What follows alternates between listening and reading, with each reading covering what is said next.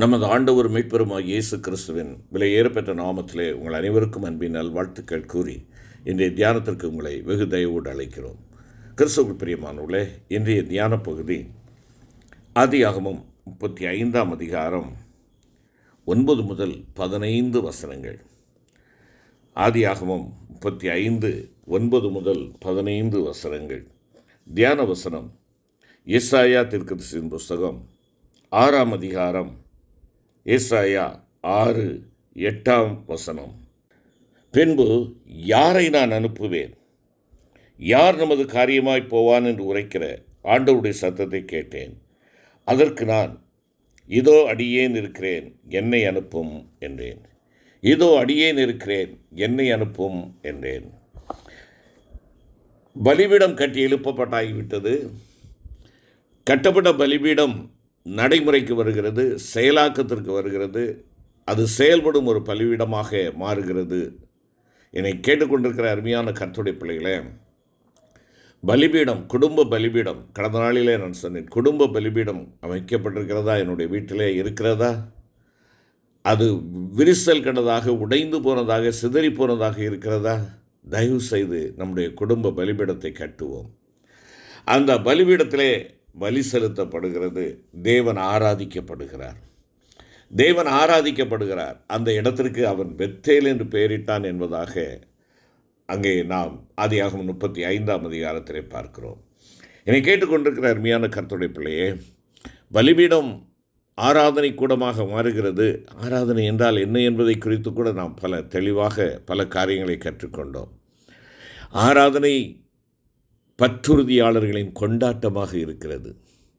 ஆராதனை என்பது பற்றுறுதியாளர்களின் கொண்டாட்டம். ஆம், என்னை கேட்டுக்கொண்டிருக்கிற அருமையான கர்த்தருடைய பிள்ளையே, ஏசாயா 6ஆம் அதிகாரம் முதல் 8 வசனங்களை பார்ப்போம் என்றால், இங்கே ஒரு ஆராதனை எவ்விதமாக நடைபெறுகிறது என்பதை நாம் உணர்ந்து கொள்ள முடியும். இங்கே முதலாவதாக நாம் அறிந்து கொள்ள வேண்டிய ஒரு காரியம், மாம்சீகம் சாக வேண்டும். மாம்சீகம் சாக வேண்டும். இங்கே 6ஆம் அதிகாரம் 1வது வசனத்தை பாருங்கள். உசியா ராஜா மரணமடைந்த வருஷத்தில் ஆண்டவர் உயரமும் உன்னதமான சிங்காசனத்தின் மேல் வீற்றிருக்க கண்டேன் என்பதாக அங்கே குறிப்பிடுகிறார். இந்த பகுதியில் நடந்த இந்த சம்பவங்கள் 2 நாளாகவும் 26ஆம் அதிகாரத்திலே தெளிவாக குறிக்கப்பட்டிருக்கிறது. அருமையான கர்த்தருடைய பிள்ளைகளை, தேவன் உங்களையும் என்னையும் ஆசீர்வதிக்க சித்தமுடையவராக இருக்கிறார். அந்த ஆசீர்வாதங்கள் நமக்கு பெருகுகின்ற பொழுது, ஆசீர்வாதத்தின் அந்த பெருக்கத்தை மாத்திரம் நாம் கண்டவர்களாக, ஆசீர்வாதத்தின் பெருக்கத்தை கொடுக்கிற தேவனுக்கு எதிரடையாக, தேவனுக்கு விரோதமாக அல்லது தேவனை மறந்தவர்களாக செயல்படுகின்ற பொழுது என்னுடைய ஆராதனையாக அமைய முடியாது. இங்கே ஆலயம் இருந்தது, பலி செலுத்தப்பட்டது, அங்கே மக்கள் ஆராதித்து கொண்டிருந்தார்கள். ஆனால் தேவனுடைய சத்தம் காணப்படவில்லை. ஏன்? இங்கே தேவனுடைய சத்தத்தை கேட்பதற்கு இடையூறாக, தடையாக இருந்தது அந்த நாட்டின் ராஜாவாகிய உசியா என்று சொல்லி நாம் பார்க்கின்றோம். இதைத்தான் 2 நாளாகமத்திலே பார்க்கிறோம். தேவன் அவனை ஆசீர்வதித்தார். அவன் ராஜாவாகிற போது 16 வயதாய் இருந்தான். கர்த்தரின் பார்வைக்கு செம்மையானதை செய்தான். தேவனை தேட மனதிணங்கினவனாயிருந்தான். அவன் தேவனை தேடிய நாட்களில் அவன் காரியங்கள் எல்லாவற்றையும் ஆண்டவர் வாய்க்க செய்தார். பட்டணங்களை கட்டினான். தேவன் அவனுக்கு துணை நின்றார்.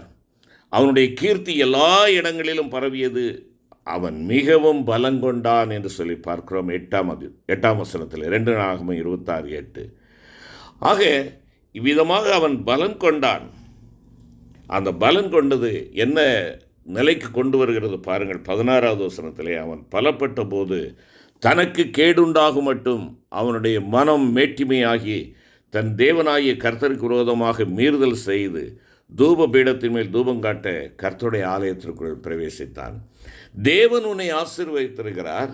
நீ தேவனுக்கு முன்பாக தாழ்மைப்படுவதை விட்டு தேவனை மேலாக நீ உன்னை உயர்த்த எண்ணுவாய் என்றால் நீ அடிக்கப்படுவாய் என்பதுதான் இங்கே சொல்லப்படுகின்ற ஒரு காரியம். ஆம், தன்னால் நேசிக்கப்பட்ட ஒரு மகன்தான் உசியா. அவனோடு கூட இருந்து அவனுடைய காரியங்களெல்லாம் வாய்க்க செய்தார், ஜெயம் கொடுத்தார். ஆனால் அவன் பலப்பட்ட பொழுது கேடுண்டாகும்படியாக மன மேட்டிமையுடையவனாய் காணப்பட்டான். இந்த மாம்சீக சிந்தை சாக வேண்டும். ஆலயம் இருந்தது, ஆனால் உலகத்தின் ராஜா இருக்கிற வரைக்கும் உன்னதத்தின் ராஜாவினுடைய தரிசனம் அங்கே கிடைக்காமல் போனது. அதைத்தான் 6ஆம் அதிகாரம் ஏசாயாவிலே பார்க்கிறோம். ஆம், இங்கே ஏசாயா ஆலயத்திற்கு வருகிறான். இப்பொழுதுதான். எப்போ வருகிறான்? உசியா ராஜா மரணம் அடைந்த பின்பாக. உசியா ராஜா இந்த உலகத்தின் ராஜா இருக்கிற வரைக்கும் உலகத்தின் ராஜாவை மேன்மைப்படுத்தும் மட்டுமாக உன்னத ராஜாவினுடைய தரிசனத்தையோ பிரசன்னத்தை உணர முடியாது. மக்களுக்கெல்லாம் என்ன தெரிந்தது? உசியா ராஜா வந்த பின்பாக ஒரு மாபெரும் புரட்சி, நல்ல ஒரு ஆசீர்வாதம், நல்ல ஒரு வழிநடத்தல். ஆகையினாலே ஆண்டவரை விட்டு விட்டார்கள், உலக ராஜாவை பற்றி கொண்டார்கள்.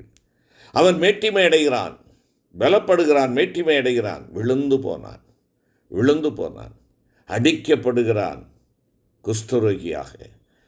அவன் காலமெல்லாம் அவன் ஒரு குஷ்டரோகி என்ற நிலையிலே அவன் வாழ்ந்தான் என்று சொல்லி பார்க்கிறோம். அருமையான கர்த்தருடைய பிள்ளையே, இப்பொழுது ஏசாயா ஆலயத்திற்கு வருகிறான். அங்கே தேவன் உயரமும் உன்னதமான சிங்காசனத்தில் வீற்றிருக்கின்ற அந்த பிரசன்னம் வெளிப்பட்டது.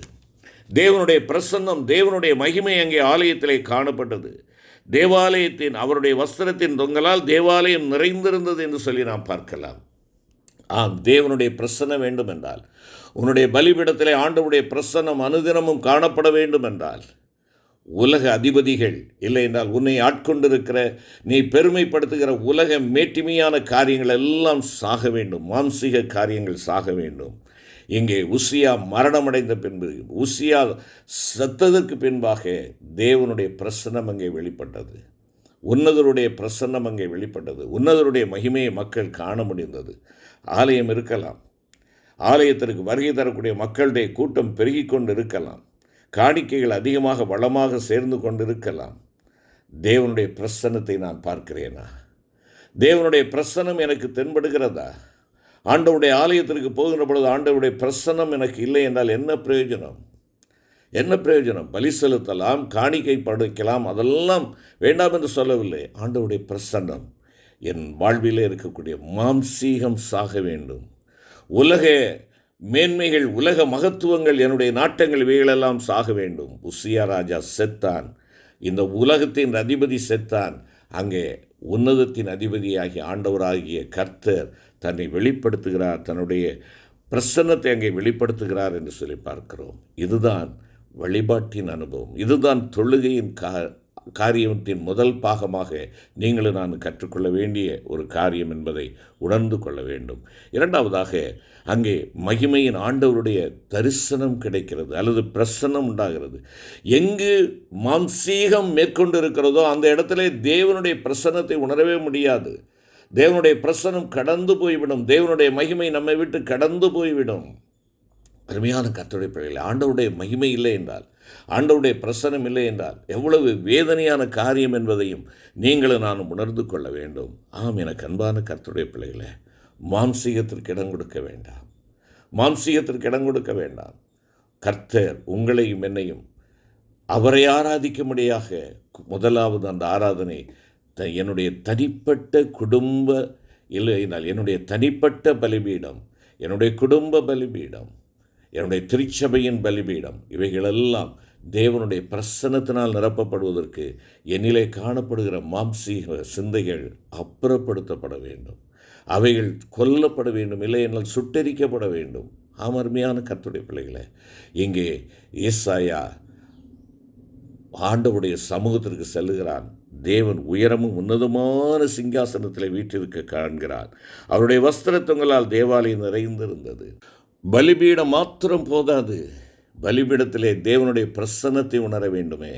தேவனுடைய பிரசன்னத்தை உணர முடியாதபடி, தேவனுடைய மகிமையை காணக்கூடாதபடி என்னை மூடிக்கொண்டிருக்கின்ற உலக காரியங்கள், உலக தேட்டங்கள், உலக நாட்டங்கள், கண்களின் இச்சை, ஜீவனத்தின் பெருமை, மாம்சத்தின் இச்சை, இவைகள் என்னை சுற்றி கொண்டு இருக்கிறதோ, எனக்கு மூடலாக இருக்கிறதோ, தேவனுடைய பிள்ளையே, பலிபீடம் இருக்கிறது, பலி இருக்கிறது, காணிக்கை இருக்கிறது, ஆண்டவருடைய பிரசன்னம் இருக்கிறதா?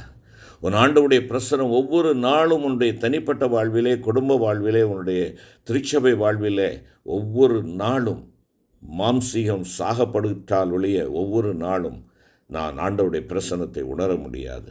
நீங்களும் நானும் ஆண்டவருடைய பிரசன்னத்தை காணும்படியாக அழைக்கப்பட்ட ஒரு கூட்டம், மகிமையின் ராஜாவை தரிசிக்கின்ற ஒரு கூட்டம். அந்த ராஜாவை தரிசிக்கும்படியாக இருதயத்தில் சுத்தமுள்ளவர்கள் பாக்கியவான்கள், அவர்கள் தேவனை தரிசிப்பார்கள்.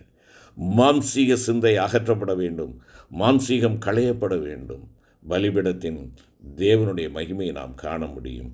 கிருபை நிறைந்த ஆண்டவரே, என்னை மூடிக்கொண்டிருக்கின்ற ஆண்டவரே, என்னுடைய அசுத்தமான காரியங்கள், அசுத்தமான சிந்தனைகள், உமக்கு விரோதமாய் செயல்படுகிற மாம்சத்தின் கிரியைகள், கண்களின் இச்சை, ஜீவனத்தின் பெருமை, இவைகளாலே உம்முடைய பிரசன்னத்தை நான் உணர முடியாதவனாக இருக்கிறேன்.